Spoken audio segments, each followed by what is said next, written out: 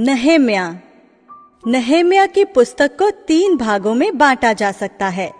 पहला, नहेम्या जिसे फारस के सम्राट ने यहूदा का राज्यपाल नियुक्त किया था, उसके नेतृत्व में यरूशलेम की शहरपनाह के पुनः निर्माण का विवरण।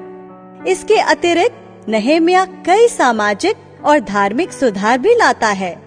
दूसरा, एज्रा द्वारा लोगों को परमेश्वर की व्यवस्था गंभीरता पूर्वक पढ़कर सुनाना और लोगों द्वारा अपने पापों का अंगीकार करना।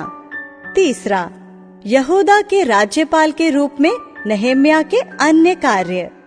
इस पुस्तक की उल्लेखनीय विशेषता है नहेम्या का परमेश्वर पर अटूट विश्वास और निरंतर उससे प्रार्थना करने का विवरण। नहेम्या अध्याय 1। हकल्याह के पुत्र नहेम्या के वचन। 20वें वर्ष के किसलेव नामक महीने में, जब मैं शूशन नामक राजगढ़ में रहता था, तब हनानी नामक मेरा एक भाई और यहूदा से आए हुए कई एक पुरुष आए। तब मैंने उनसे उन बचे हुए यहूदियों के विषय जो बंधुआई से छूट गए थे और यरूशलेम के विषय में पूछा। उन्होंने मुझसे कहा, जो बचे हुए लोग बंधुआई से छूटकर उस प्रांत में रहते हैं, वे बड़ी दुर्दशा में पड़े हैं और उनकी निंदा होती है, क्योंकि यरूशलेम की शहरपनाह टूटी हुई और उसके फाटक जले हुए हैं।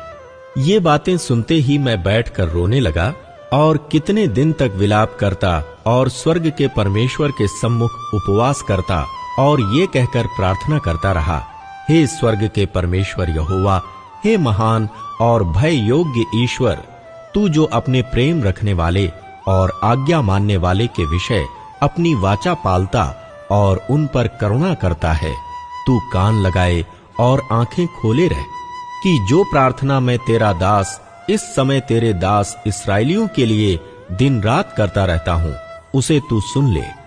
मैं इस्राएलियों के पापों को जो हम लोगों ने तेरे विरुद्ध किए हैं मान लेता हूं। मैं और मेरे पिता के घराने दोनों ने पाप किया है। हमने तेरे सामने बहुत बुराई की है और जो आज्ञाएं, विधियां और नियम तूने अपने दास मूसा को दिए थे, उनको हमने नहीं माना। उस वचन की सुधि ले जो तूने अपने दास मूसा से कहा था, यदि तुम लोग विश्वासघात करो तो मैं तुमको देश देश के लोगों में तितर बितर करूंगा।